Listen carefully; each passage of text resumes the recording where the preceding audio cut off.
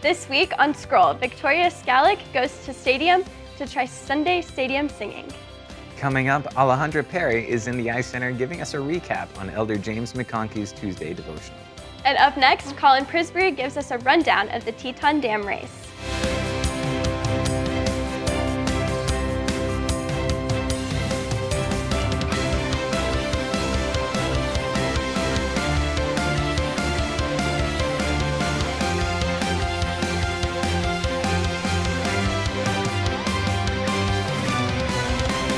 Hello and welcome to Scroll's News Show. I'm Ethan Daniel. And I'm Ella Ziegler. Stay tuned for stories about trivia in the crossroads, a saxophone ensemble, and volleyball, along with our weekly announcements and news. Now that summer is in full swing, we get to celebrate a historic event for the city of Rexburg with the breakout event of the summer, the Teton Dam race. Ella, do you know much about it? Of course. Back in 1976, on June 5th, the Teton Dam collapsed, unleashing a devastating flood that left 11 dead, thousands homeless, and cost $500 million in damage. The victims' faith and determination, combined with an amazing amount of aid from volunteers across Idaho and neighboring states, turned this tragedy into a triumph. Now several hundred runners take on the personal challenge of running this race.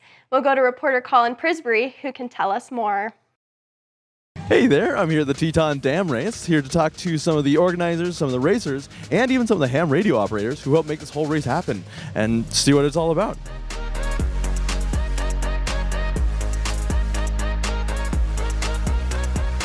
I'm here with Daniel Owens, the radio communications director for the Teton Dam Marathon, and I'm here talking about what does that mean? What is your job? Okay, so our purpose here is to ensure the safety of the runners, right? So we have radio operators, amateur radio operators, stationed throughout the entire course at all the checkpoints. And their job is to make sure that everybody's safe, everybody's accounted for, and it gives us kind of a location update of each runner. How many runners do we have today? We have about just over 1,100 runners, which is pretty crazy. Yeah. Wow, that's amazing. Wow. I'm glad we got everybody showing up. Tell me, why are you running this race? I really love running. That's like one of my main passions, and I just feel like it's going to be so fun. So, yeah, I'm excited. 2, 1. Thanks to Rexburg Recreation for putting on the Teton Dam race, and thanks to all the volunteers for doing everything they did to make it all happen. Good luck to all the runners out there, and I'm Colin Prisbury reporting for The Scroll. One inspiration and great respect for all those who ran the race, no matter how far. Good luck to any qualifiers as they move on to their future races. That is crazy. I don't think I could have run that long. Oh, I certainly couldn't. Elder James W. McConkie III spoke at our latest devotional. He's a General Authority 70 for the Church of Jesus Christ of Latter-day Saints.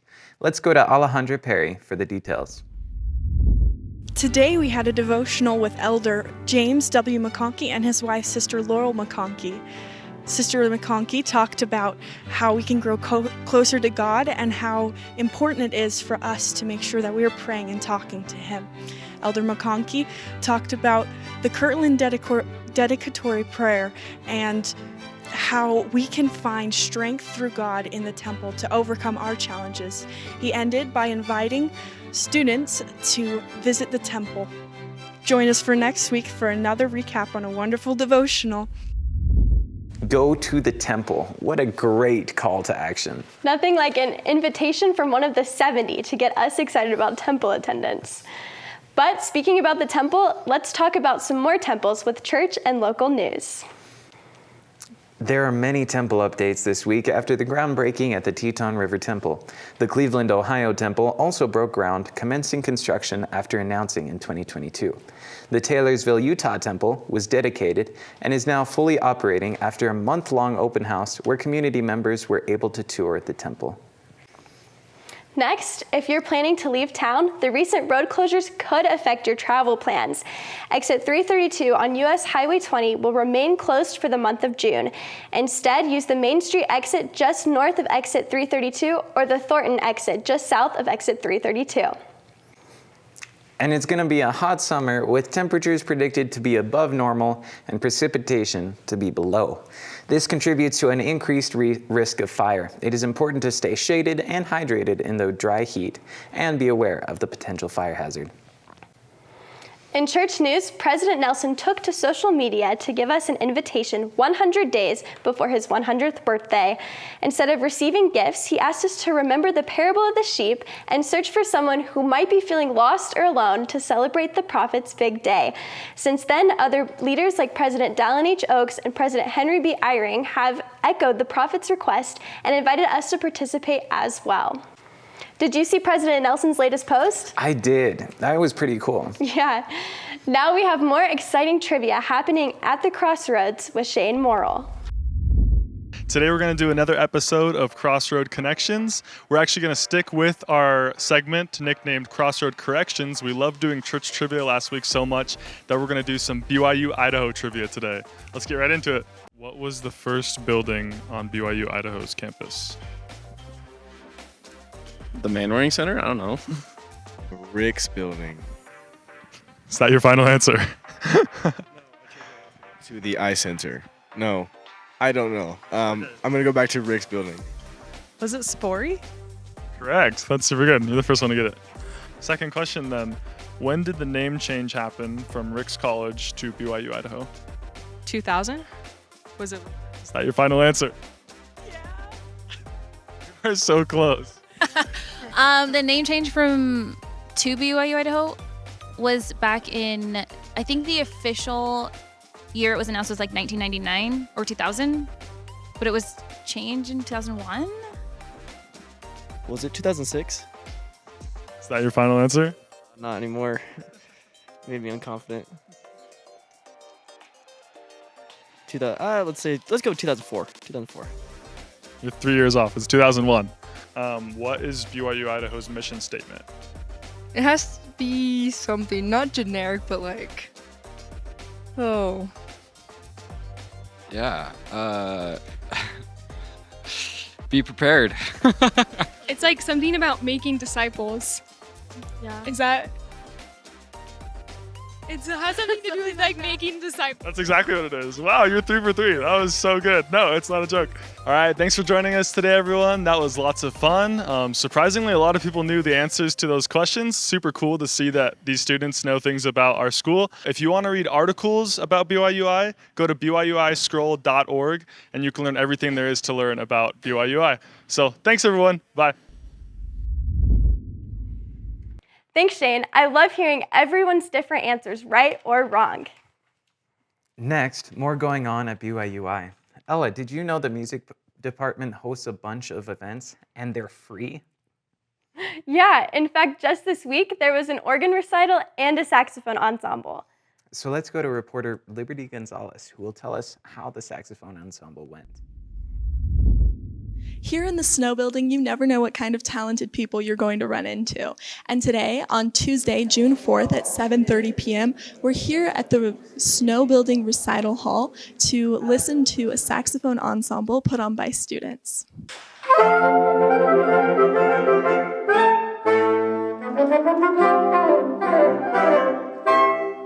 It's as close to expressing pure emotion as I've ever felt.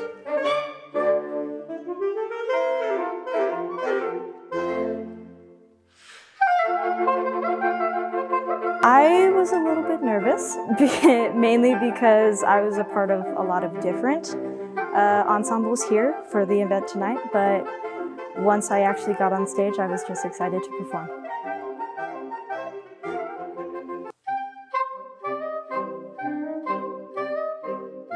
The main objective for these events is to showcase the talent that is here on campus in the different studios.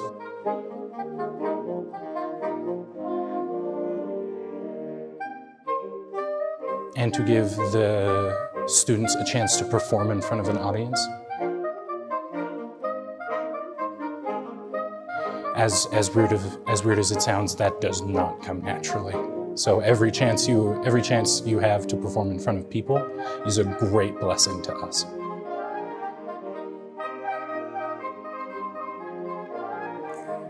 It feels fantastic. I love playing with all of these different people and on 2 different saxophones, and being able to share my passion and my emotions through music is something special I get to do. To find out about more events that the music department puts on and when and where you can go to see them, be sure to check your I Belong app. There will be another saxophone ensemble coming up at the end of the semester in July. This is Liberty Gonzalez reporting for Scroll. Wow, there really are a lot of talented people around campus. I can't believe that we can go to all these performances for free. I know, you got that right. And next, let's go to some of our announcements for this week. As for upcoming events on campus, Iam Tongi is coming here to BYU-I. Iam caught the world's notice after winning American Idol. Since then, he has blown us out of the water with his story, tenderness, and amazing voice. Since then, he has released multiple albums and songs that really hit the heart. He will sing in the Hart Gymnasium on June 14th at 7:30 p.m. And tickets are available on the I Belong app, on QR codes on posters all around campus, and the BYU-I website. Just go to tickets.byui.edu. BYU-Idaho students are putting on their very own rendition of the popular book, and actually 2 movies, Little Women. The play will be in the Snow Building Drama Theater, and there will be showings from the 12th through the 22nd. I'm really excited for it. It seems like it'll be a lot of fun. Well, next, there is always something to do on campus, especially in the rec department. Let's go to the I Center to take a deeper look into volleyball. For sports, with reporter Harrison Kelly. Many people think that there's not a lot of things to do here in Rexburg or at BYU-Idaho, but they might be wrong. Especially if you're into sports like volleyball, basketball, there's many things to do here at the I Center. We're gonna go interview some people that are playing volleyball. They may be from competitive teams or pickup teams. We're gonna interview them, see how you can get involved playing volleyball here on campus. Let's go.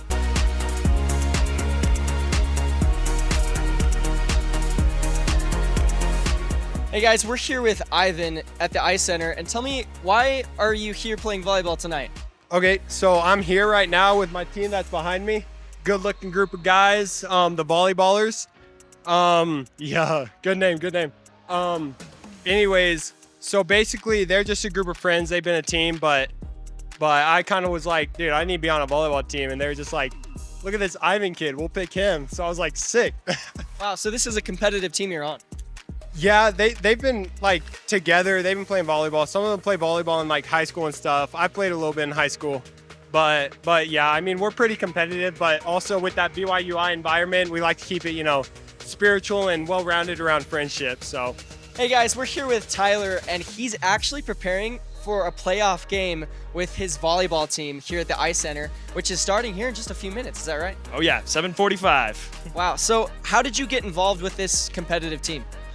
So I've just been playing with these guys for a few semesters, and I just wanted to get them together and compete. I love competing and playing volleyball. So there you have it. There's a lot to do here on campus, especially here at the I Center. Last week we talked about basketball. This week was volleyball. Come here every Monday, Wednesday, Friday from 7:30 to close. There's pickup games for volleyball and basketball. And if you want to get involved in a competitive team, that's usually Tuesdays and Thursday nights. And you can get to that on the school's website and just go under Campus Rec. Go to sports, go to pick a team.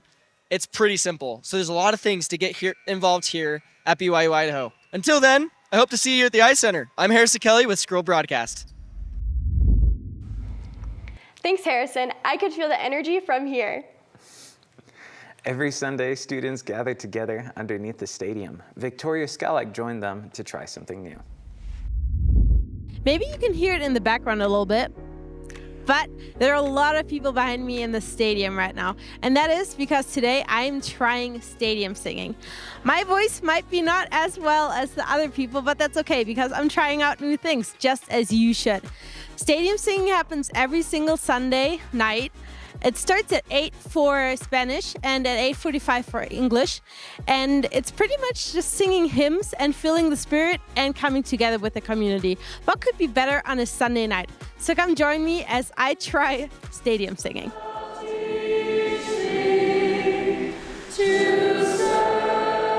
Kevin, can you tell me why you come to events like this? It's just a good place to just kind of come with friends and just feel the spirit. Well, I just love singing the hymns, especially in Spanish. It reminds me of my mission, but I know, it's just fun to get together and sing hymns under the stadium. It's a good place to be on a Sunday night. You know, you're here with friends, you're here with other people. You know, being able to feel the Spirit, and it's just so great to be here. I'm actually truly amazed by how amazing this is. I can feel the Spirit so much. It's incredible. There's so many people. There are literally people lining up the entire way down, and you can hear their voices so beautifully. Come on and join me next Sunday as we sing at the stadium. Wow, Tori, what an amazing chance for students to come closer as a community. They didn't sound that bad either. Yeah, they were actually pretty good. Well, this has been our show today. If you want to read more stories about Rexburg, BYU-Idaho, or other news, please visit Scroll's website at byuiscroll.org. Join us next week as we explore more fun events and stories. And watch a new episode every week, where it will be posted to social media. So remember to share with your friends and family. And subscribe to our channel. I'm Ethan Daniel. And I'm Ella Ziegler. Thanks for watching.